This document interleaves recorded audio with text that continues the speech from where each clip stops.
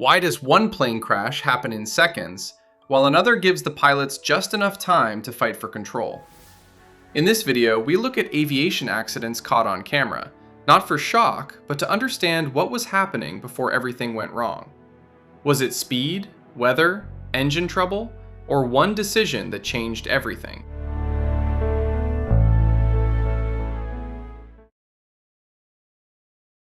March 16, 2011, Long Beach, California.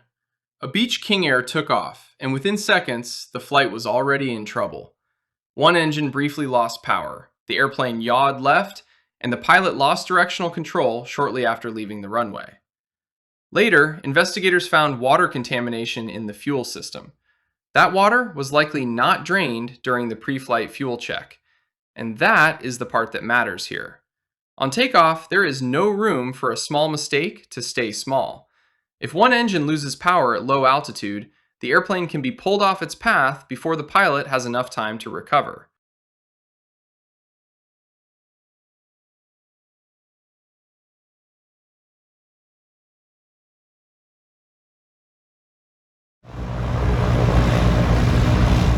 October 8, 2020, West Palm Beach, Florida. A Cessna 414 was starting its takeoff. At first, it looked normal. But then, something felt wrong. The crew tried to lift the nose, and it would not come up. The plane kept rolling. They tried to stop, but by then, there was not much runway left. It went off the end and into wet ground. All 7 people on board were badly hurt. Later, the report found no broken control parts, so this was most likely a problem missed before takeoff. And that is the key point here. If the controls do not move free, the takeoff should never continue.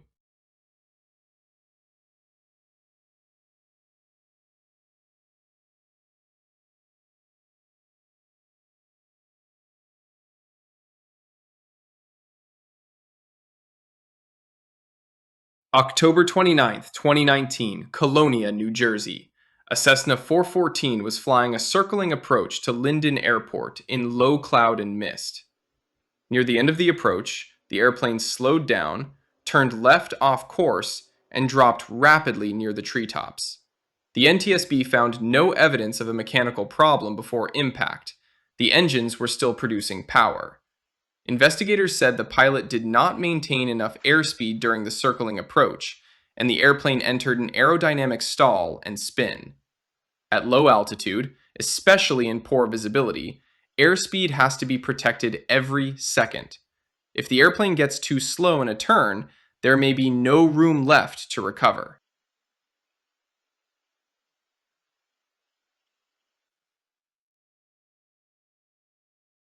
July 30th, 2022, Longmont, Colorado.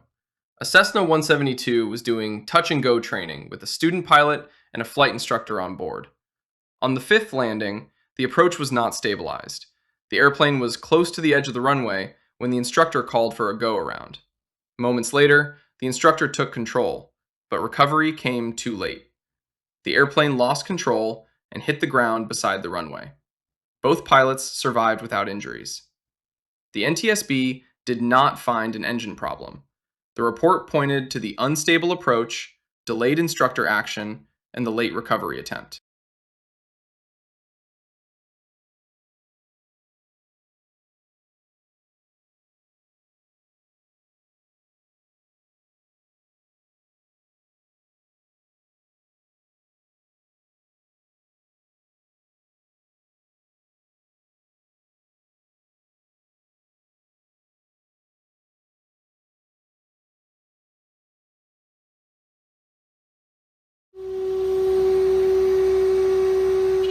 June 22nd, 2026, near Cold Foot, Alaska. A Wright Air Service Cessna Caravan was flying from Cold Foot to Anaktuvik Pass with 1 pilot and 9 passengers on board. A few minutes after takeoff, the engine began surging and making an unusual sound. The airplane could no longer hold altitude, so the pilot turned back and started looking for a place to land. He put the aircraft down in rough terrain in the Brooks Range. The pilot had a minor injury, but every passenger survived. The final cause has not been confirmed yet, but in remote Alaska, When an airplane cannot hold altitude, the pilot's landing choice can decide how survivable the emergency becomes. It's not ideal. Right here.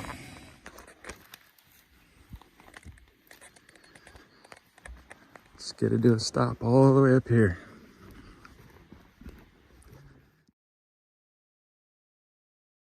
July 2nd, 2022, near Lind, Washington. An air tractor, AT-602, was working low over a field during an aerial application flight. Surveillance video showed the airplane flying level, then entering a steep right turn. Seconds later, it dropped, nose down, right wing low, and disappeared behind terrain.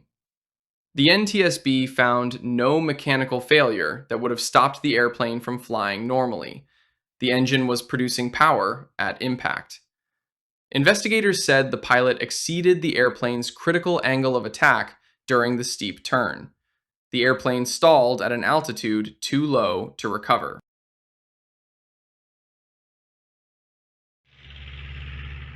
August 29th, 2022, Jacksboro, Tennessee. An Aeronca 7AC took off from a small airfield, but the climb looked wrong almost immediately. The airplane was slow, nose high, and turning left. The engine could be heard running smoothly all the way to impact. The NTSB found no mechanical failure. Investigators said the pilot exceeded the airplane's critical angle of attack during takeoff. The airplane stalled, control was lost, and it hit a field near the runway. Right after takeoff, speed and pitch have to stay under control. If the airplane gets too slow, with the nose too high, a stall can happen before there is enough altitude to recover.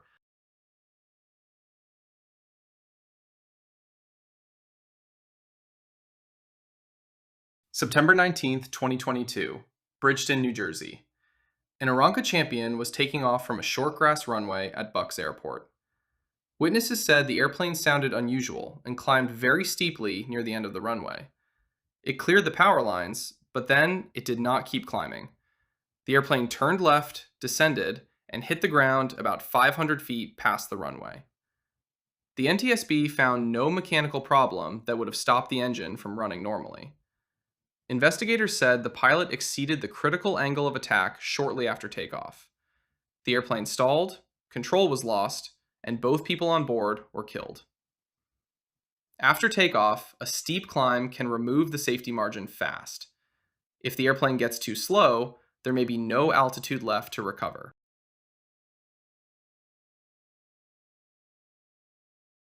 December 16th, 2021, Knoxville, Tennessee. A Cirrus SR22 was on final approach to McGee-Tyson Airport, landing behind an Airbus A320. The pilot said the airplane suddenly hit wake turbulence. In less than a second, it rolled hard to the left, about 135 degrees. The crew deployed the parachute system, but they were already too low. The aircraft hit the ground and caught fire. The pilot was seriously injured, and the passenger was killed.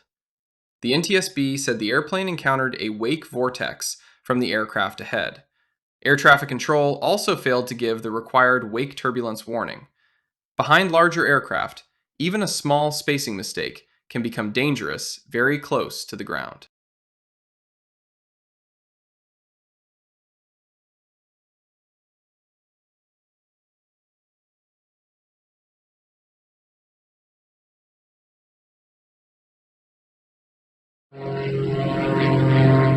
September 23rd, 2024, Chapmansboro, Tennessee.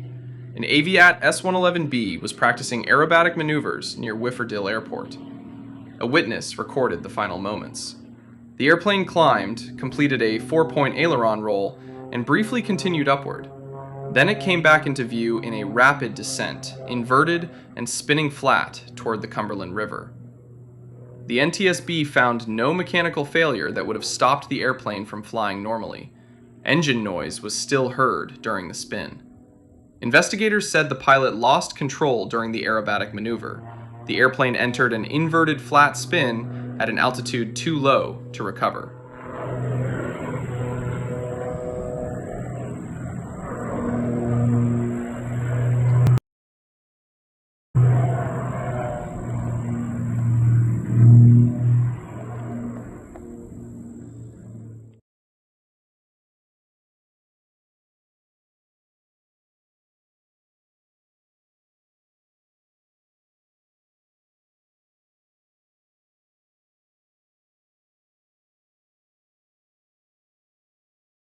November 22nd, 2022, Banning, California.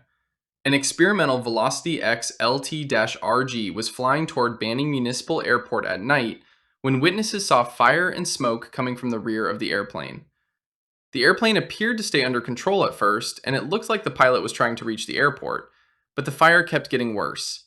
Moments later, the airplane entered a right bank and hit desert terrain about 1.5 miles from the runway. The NTSB said the accident was caused by an in-flight engine fire, but the exact reason for that fire could not be determined. Investigators found the fire likely started near the turbocharger. When a fire starts in flight, time becomes very short. Even if the airplane is still flying, the pilot may have only seconds to reach a survivable landing area.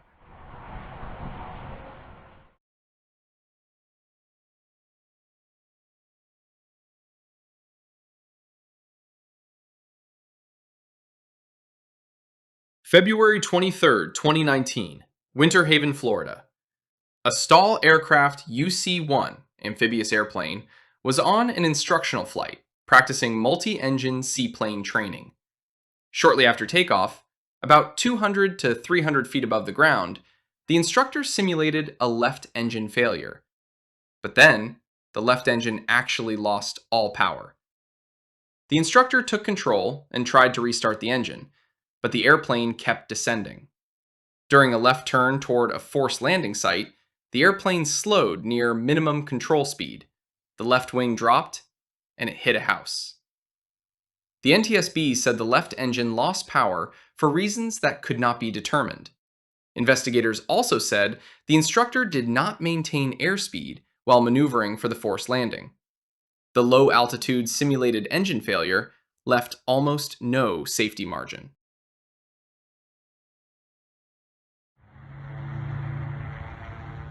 December 16th, 2020, Heber City, Utah. A SilverLight AR-1 gyroplane was taking off from Heber Valley Airport. Shortly after liftoff, the gyroplane pitched up and down several times.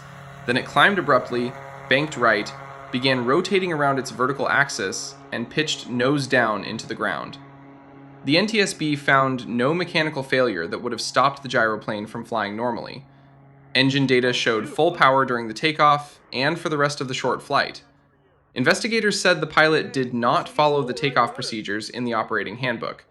They also noted that he needed more transition training in that gyroplane, but declined additional training before the accident flight.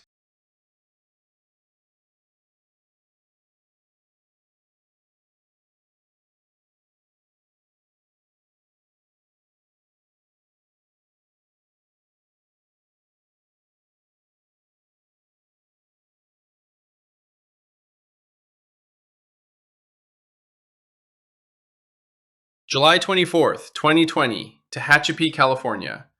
A van's RV-8 bounced during landing and the pilot initiated a go-around. During the climb-out, the airplane was slow and nose high. It turned left, stalled, and went down behind buildings. The NTSB found no mechanical failure. Investigators said the pilot did not maintain airspeed and exceeded the critical angle of attack at an altitude too low to recover. After a bounced landing, a go-around has to be flown with enough airspeed and a controlled pitch attitude. If the airplane climbs too slow and too nose high, there may be no altitude left to recover.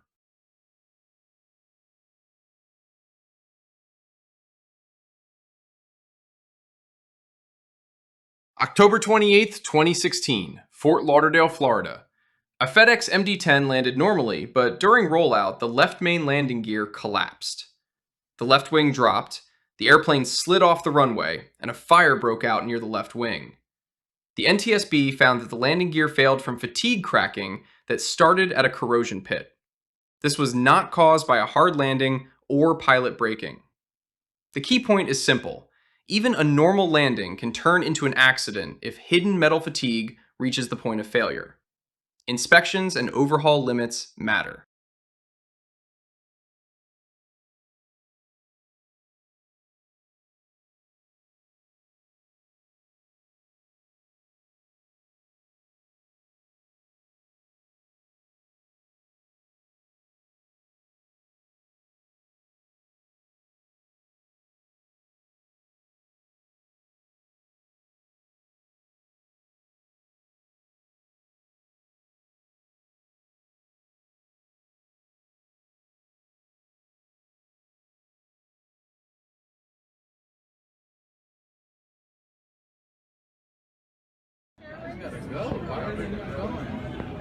September 8th, 2015, Las Vegas, Nevada.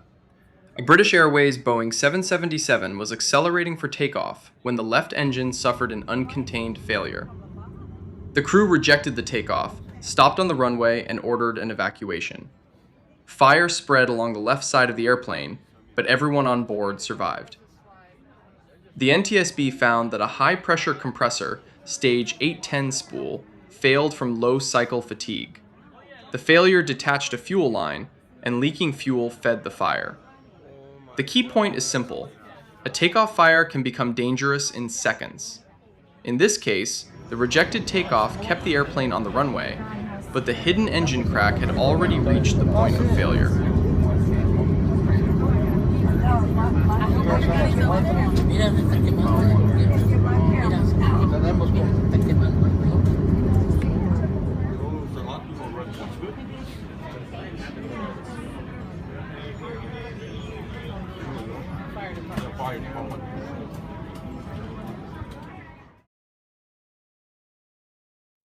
June 2nd, 2012, Denver, Colorado.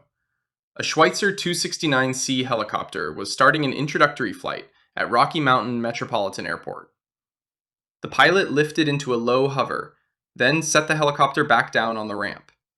As the skids settled, a vibration started and quickly became violent. The helicopter entered ground resonance and shook itself apart within seconds.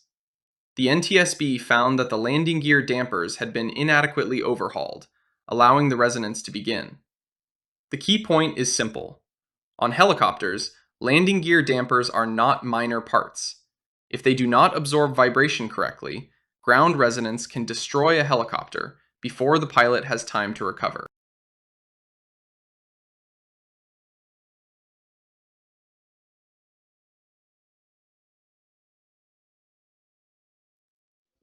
July 8th, 2022, Cleveland, Georgia.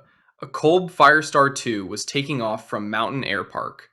During a soft field takeoff, the airplane lifted off, but shortly after takeoff, the pilot lost control. The NTSB found no mechanical failure that would have stopped the airplane from flying normally. Investigators also found no clear medical issue that contributed. The probable cause was the pilot's failure to maintain control during takeoff, but the exact reason for that loss of control could not be determined. The key point is simple. Takeoff leaves very little room for error, especially in a light aircraft. If control is lost right after liftoff, altitude may be too low for recovery.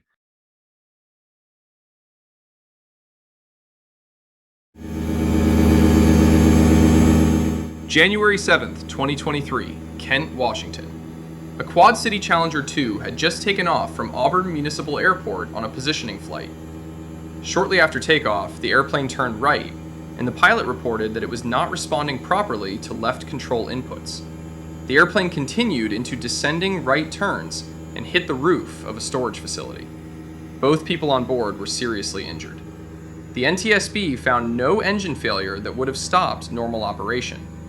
Investigators said the pilot lost control in flight and that his decision to fly without training in this airplane's operation and flight characteristics contributed to the accident. The key point is simple. A light sport airplane can have very specific handling characteristics.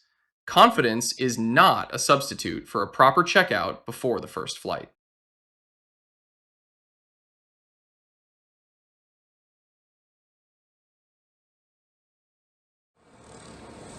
February 19th, 2022, Newport Beach, California. A police MD-500N helicopter was orbiting low at night over a call for service. During a tight right orbit, the helicopter suddenly began yawing to the right. The pilot tried to correct it, but the rotation continued. The helicopter descended into the water. The pilot survived with minor injuries, but the tactical flight officer was killed. The NTSB found no mechanical failure. Investigators said the helicopter encountered unanticipated right yaw during a low-altitude, low-airspeed orbit. The key point is simple. Low, slow helicopter turns leave very little margin. At night, over water, without strong visual references, recovery can become much harder. Each accident in this video was different, but the lesson is the same. In aviation, small details can become critical very fast. Write in the comments which case surprised you the most and what you think was the most important lesson. If you want more aviation accident videos based on official reports, subscribe to the channel.